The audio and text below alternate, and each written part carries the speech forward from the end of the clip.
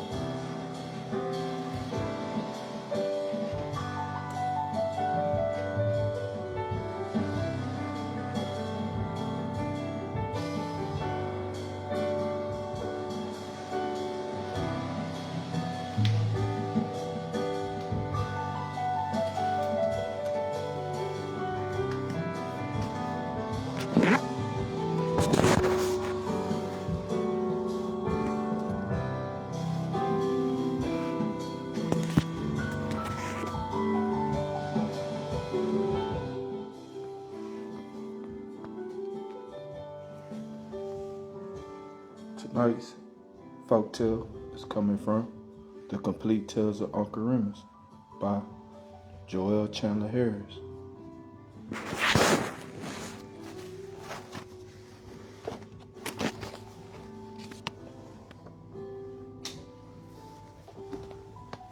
We're here on page 334.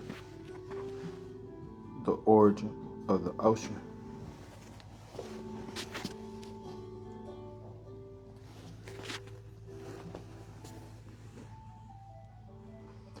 Uncle Remus, said the little boy, one night shortly after Daddy Jack's story of the lion's sad predicament.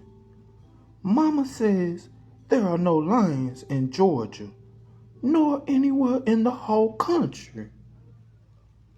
Toby surely not, honey. Toby surely not, exclaimed Uncle Remus. I don't know who the name of goodness been putting that kind of idea in your head. And they better not let me find my needle. Casey, I take it and put Master John out on right off when it rain, then I will.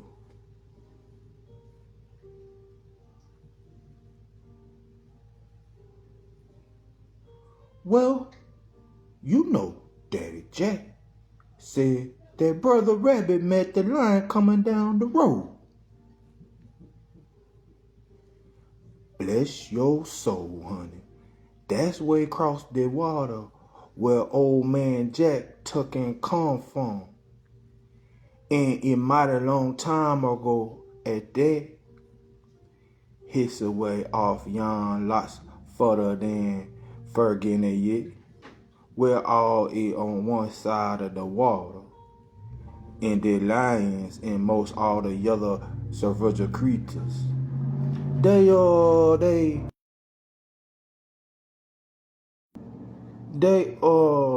the other side. And I never tell you how come that? The little boy shook his head. Well, sir, I don't know what I've been doing all this time that I ain't tell you that. Casey, that what's the kind of doing tucking to happen? Yes, sir. That was the kind of doings And I do whirling again, ain't I right out now? For old man Jack come wobbling in. One time way back yonder, 'fore they was any folks a fooling round, Mr. Lion, he took a notion that it to go hunting and nothing to do any kind of fun on top side of the ground. And he going hunting, and then our bud Rabbit must go with him. Bud Rabbit, he know that he up for any kind of fun on top of side of the ground. With that, they put out. They did. And they hunt, clean across the country. Mr. Lion, he the lamb a loose and missed the game. And then the bird rabbit, he the lamb a loose and fetch it down. No sooner is he do this than Mr. Lion, he squall out, "It's mine, it's mine, I kill it." Mr. Lion such a big man that Bird Rabbit scared to the spook along with him. But he lay up and he mindful to get even with him. They went on. Mr. Lion, he done let him loose and missed the game. And old Bird Rabbit, he done let him loose and he hit it.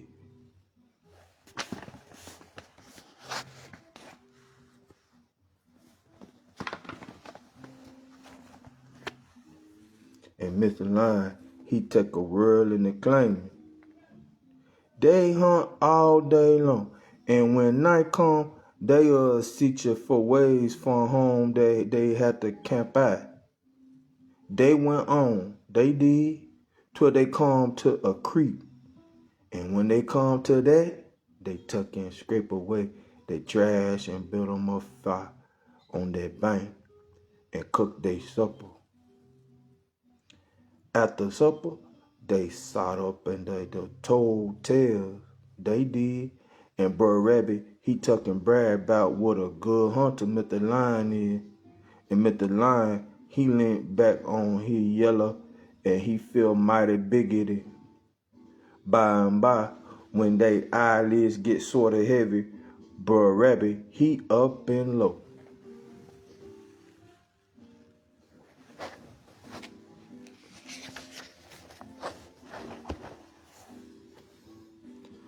I'm a monster's heavy sleeper, Mr. Lion, when I gets to napping, and I hope it trusts I ain't gonna stub you this night, yet I got my doubts. Mr. Lion, he roach and he hop back out in his eyes and low. I'm a monster heavy sleeper myself, Bird Rabbit, and if I feel mighty glad if I don't rouse up in the coast of the night. Bird Rabbit, he tuck and change tobacco from one side of his mouth to the other. He did, and he up and low. Mr. Lion, I wish you be so good as to show me how you snow this foe you can get signs of sleep. Mr. Lion, he tuck and drop if it breath sort of hard and show Bird Rabbit, then Bird Rabbit low. Mr. Lion, I wish you be so good as to show me how you snow after you don't get sound sleep.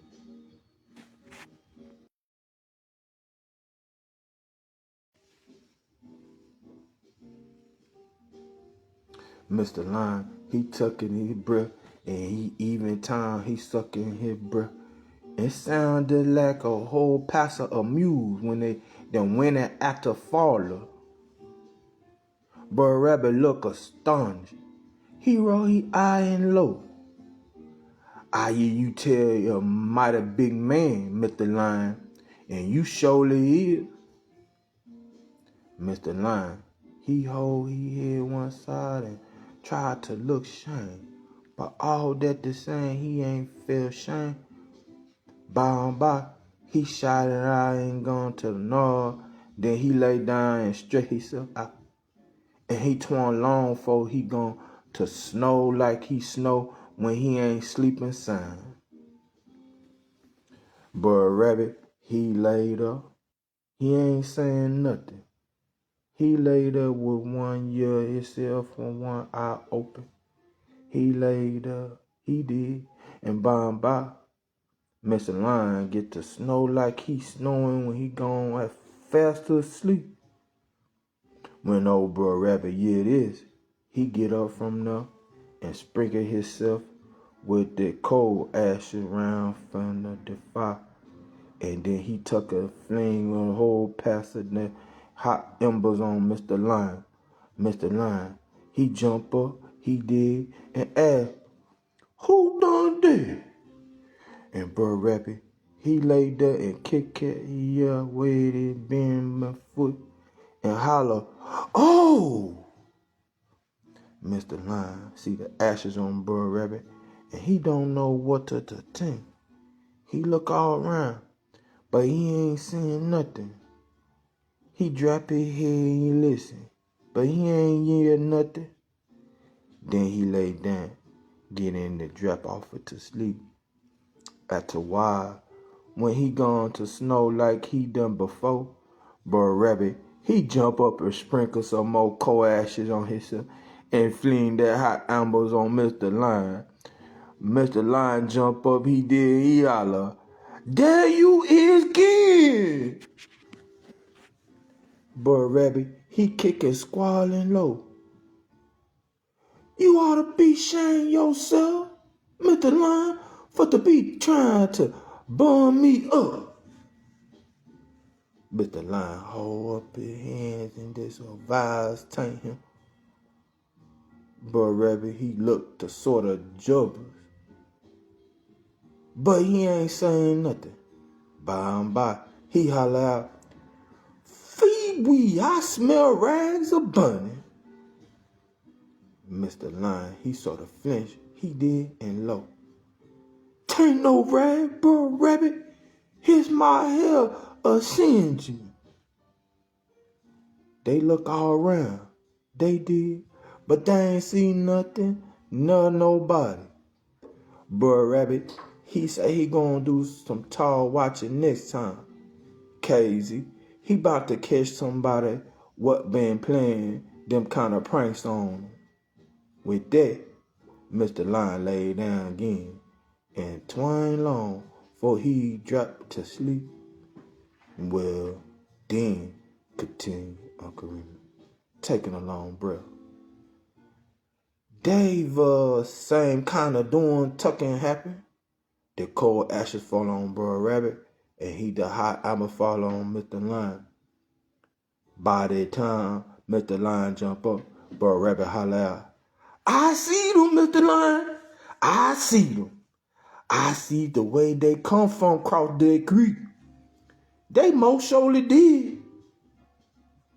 With that, Mr. Lion, he fetched the belly and jumped across the creek. No sooner as he do this, Uncle Remus went on in a tone at once impressive and confidential.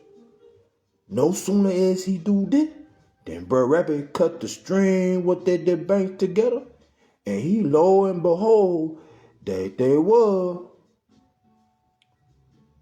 What was, Uncle Remus? The little boy asked, more amazed than he had been in many a day. Bless your soul, honey. The banks, cause see, when Bro Rabbit tuck and cut that string, the banks of that creek, the bank, they fall back. They did. And Mr. Lion jumped back. The banks, they keep on falling back. In the creek, keep on getting wider and wider. To a by Bro Rabbit and Mr. Lion ain't in sight of one another. And from them, they big water's been rolling twixt them.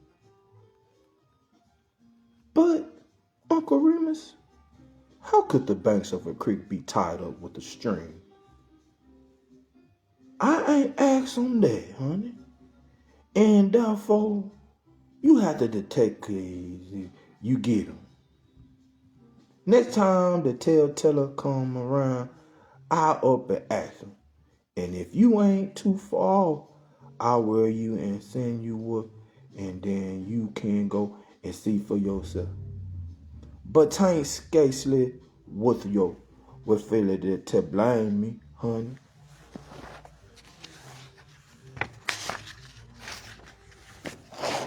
About the creek bank being tied with the stream. Who put 'em there? I'll be blessed if I know. But I knows how unloosum that 'twas I know. It is very doubtful if the copious explanation was satisfactory to the child. But just as Uncle Remus concluded, Daddy Jack came shuffling in, and shortly afterwards, both Aunt Tempy and Tildy put in an appearance, and the mind of the youngster was diverted to other matters.